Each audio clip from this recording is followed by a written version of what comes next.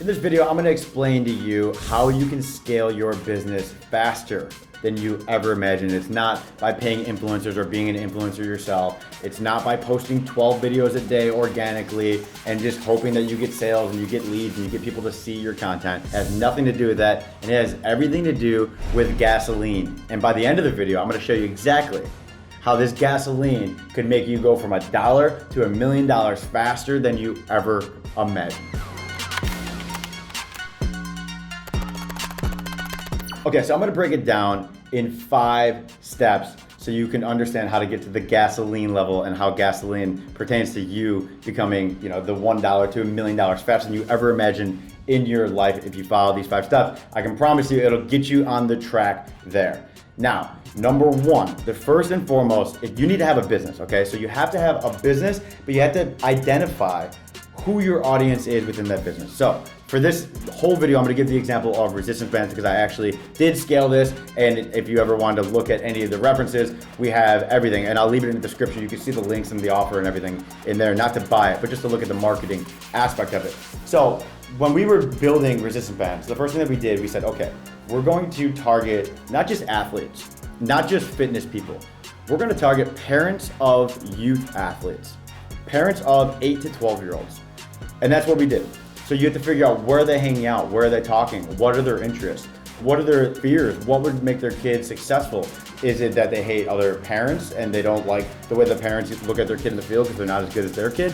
There's a million psychological things now you can get into when you really start to delve into your customer avatar. That's one thing many people do, they skip. So if you're selling e-commerce store, you're selling t-shirts or whatever, you have to really sit there. Like if you're selling like a swaggy brand, what type of streetwear would these people want more than like Adidas or more than another brand, right? So you have to kind of think deeper than what Adidas is doing. You have to think deeper than what the Amazon sellers of resistance bands are doing. So we honed in and we went straight into one specific niche. We niched down and then from there you can scale out. Too many people want to hit everyone. We just wanted to focus and we wanted to hit the parents of the athletes. So once we nailed the messaging, once we said, hey, do you want to help your kids run faster? Follow these exact steps with your speed agility bands. All you got to do is cover the shipping and we'll give you training along with the workout. That was step number 1. Once we nailed in the messaging, we targeted the parents and we were just like, okay, boom, we're on our way, right? We weren't trying to go after athletes. We weren't trying to go after the college or the professional athletes. I've worked with them one-on-one. I've done workout, that is part of my world. I ran professional athlete camps. I worked with college teams, I've worked with high school teams, but that wasn't what I was focused on. I was focused on the 8 to 12-year-old kid and their parents and speaking directly to that parent. So once the parents started buying the bands, now we said, okay, what else could they buy with bands?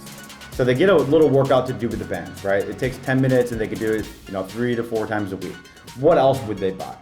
So I'm like, so we hit the drawing board. We're like, maybe they would buy something related to flexibility. Maybe they would want a full 30-day speed and agility workout that they can do at home. They don't need weights. And those are the 2 things we actually did. Maybe they want speed ladders. Maybe they would want new workouts to do with their resistance bands each month, right? So we started to come up with all the different ideas.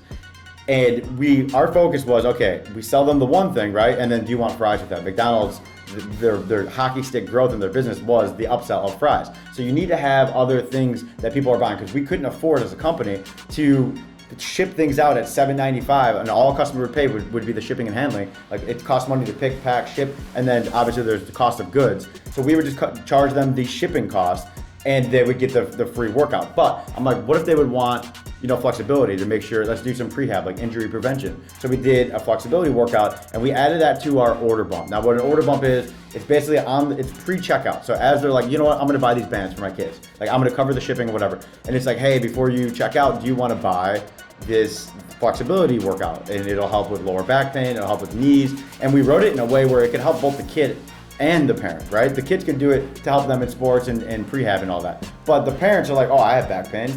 My knees kind of hurt. Maybe I start doing some flexibility stuff at home, some range of motion. It's only 29 bucks and it's easy. I'm already on my way out. I'm already checking out. Boom. Yeah, I'll take fries. I'll do supersize me, right?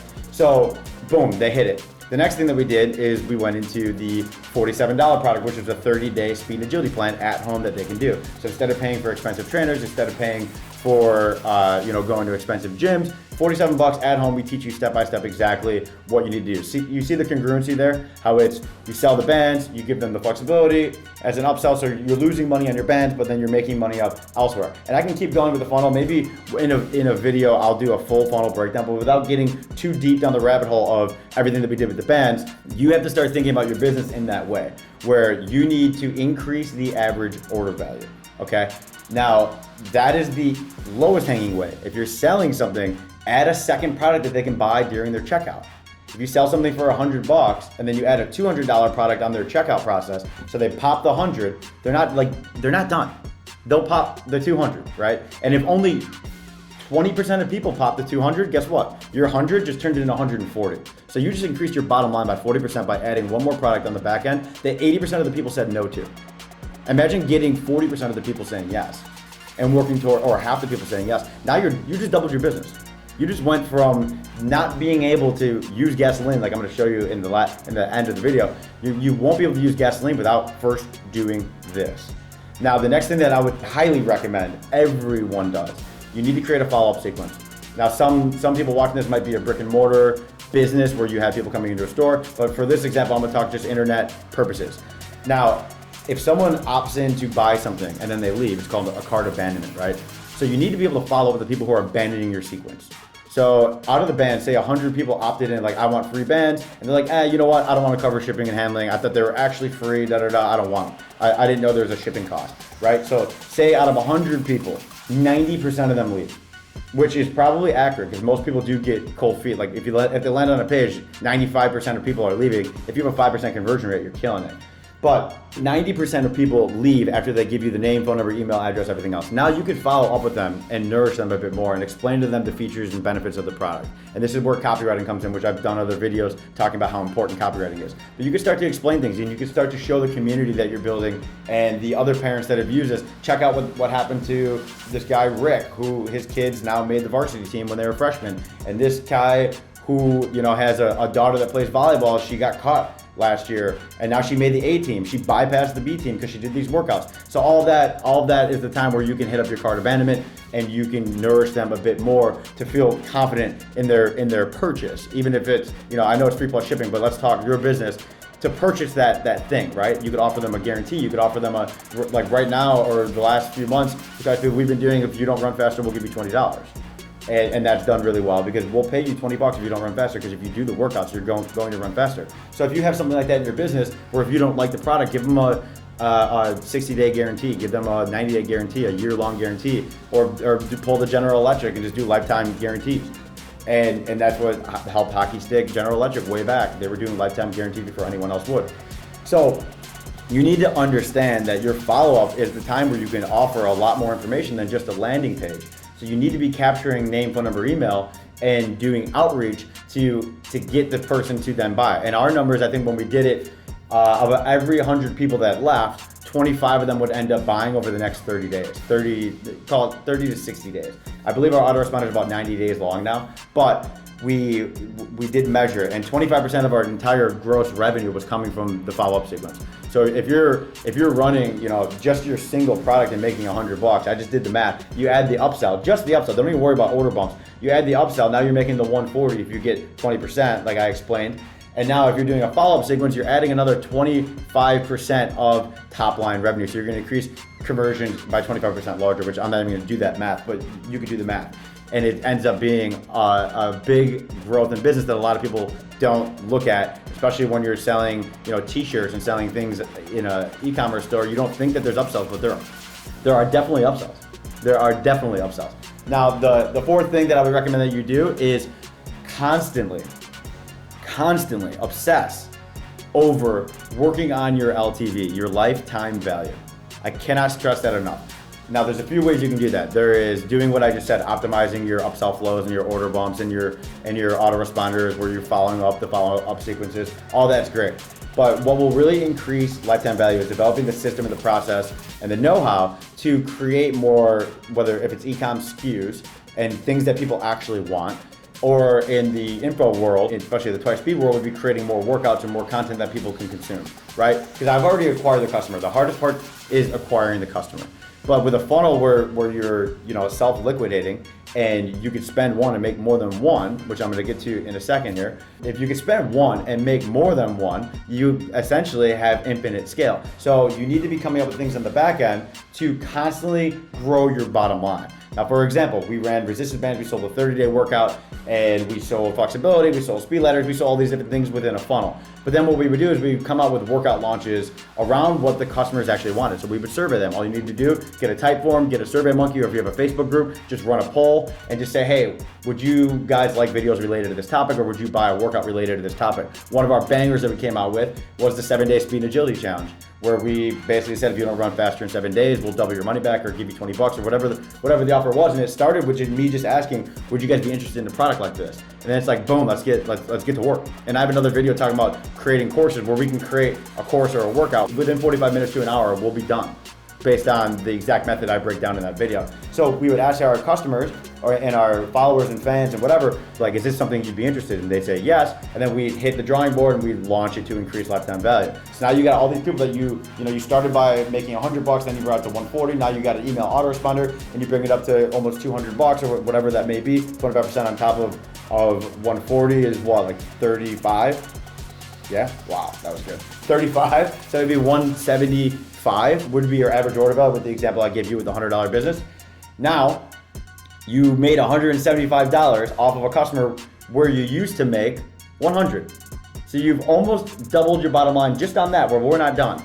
Now, the lifetime value, you create the workout. So for us, we sold everything, and then we came up with the 7-day speed and agility challenge. We sold that for 29 bucks, and we had a big take rate on that. So now that's all gravy money. Now that's all money where these customers are rebuying a new thing because they're like, I want to join the 7-day challenge. I want to take this guy on his bet. And I did like a little casino theme, like I'll give you double your money back, blah, blah, blah, blah. And it was a hit. And then we did it again with another workout called Fast Twitch Formula. That was a $97 workout. So now we have tons of people that are buying that. We run Christmas, 12 days of Christmas sales. We run Black Friday sales, and we come up with the new workouts that are related to, you know, our avatar who would buy additional things. Because now once you acquire the customer, you sell them more things, you're making money off of the person you already purchased, which a lot of people don't do. They just sell the one thing one time and then they're done. And then they wonder why they're out of business in 2 years because they're not asking if they want fries with that. They're not supersizing the order. They're not getting them to come back and buy more.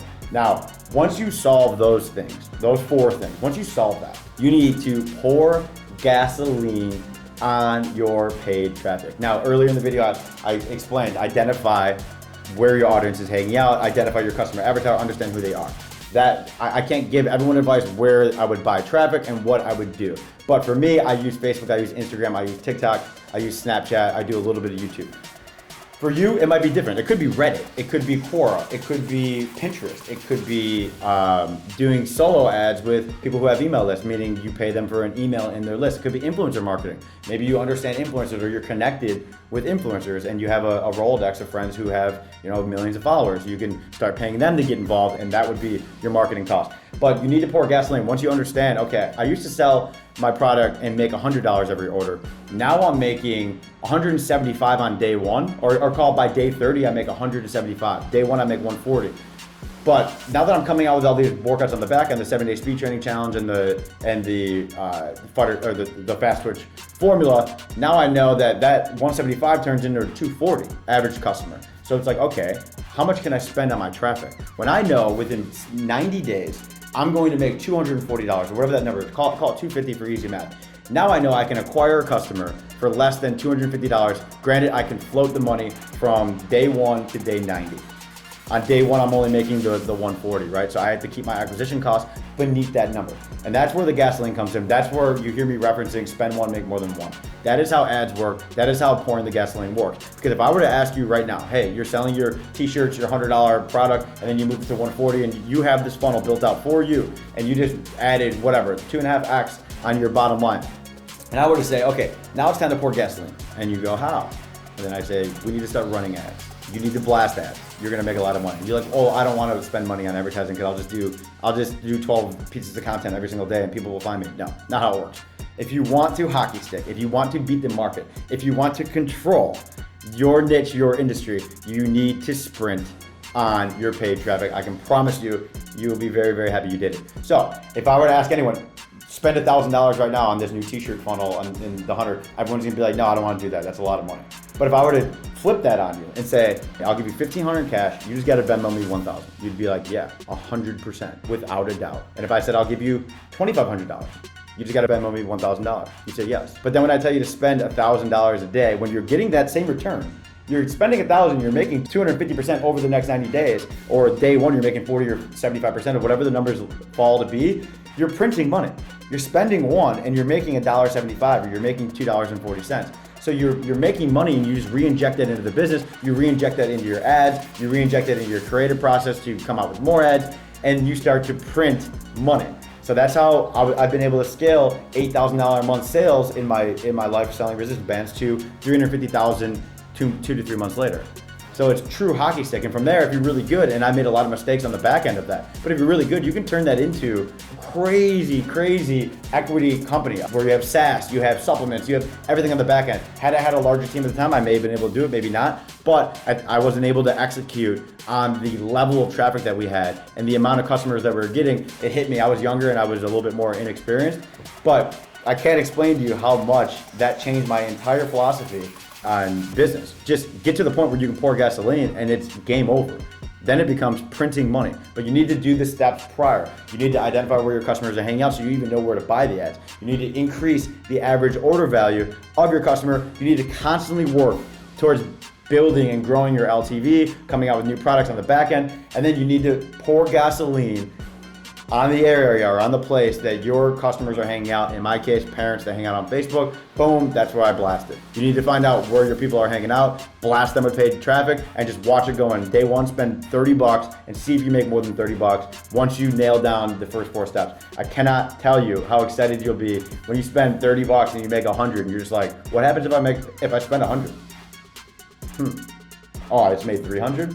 What happens if I spend 300? Oh, I just made 1,200 because these people are buying from the days before and the days before, and now you're like, oh my God, I'm gonna be rich. And that's how it happens when you get to the pour gasoline stage. So I can't recommend, follow those steps, come back to this video, do it step by step, really understand what I'm preaching here, because this is just a free ticket to pouring gasoline on your business. Hockey sticking to millions of dollars if you just follow this and become obsessed with the first 4 steps to get to the step of gasoline, because I cannot tell you how fun it is once you get to gasoline step. And if you ever needed money for your gasoline step, just leave a comment or DM me or whatever. I would happily finance. If someone came up with a way to make $3 on every $1 I put in, I will put in $1 million a day. $1 million, I swear to you, I will put in millions of dollars. $1 million a day if you can show me those returns and you nail down those first 4 steps. I will finance, I will obviously have to underwrite and audit what you're doing, but I will finance the shit out of that because I understand what I'm doing with the pour the gasoline. And that's really where I'm at in business right now personally, is I look for that step 5, that gasoline step. So work on those first 4, hone in, become obsessed, get to the gasoline step. And if you ever needed help with the gasoline, honestly, hit me up. But subscribe to the channel. Leave your comment. Let me know if you've ever used any of these principles in your business, or if anything worked or didn't work or whatever. If you've seen something different, leave your comment. And always remember that I punch harder than you.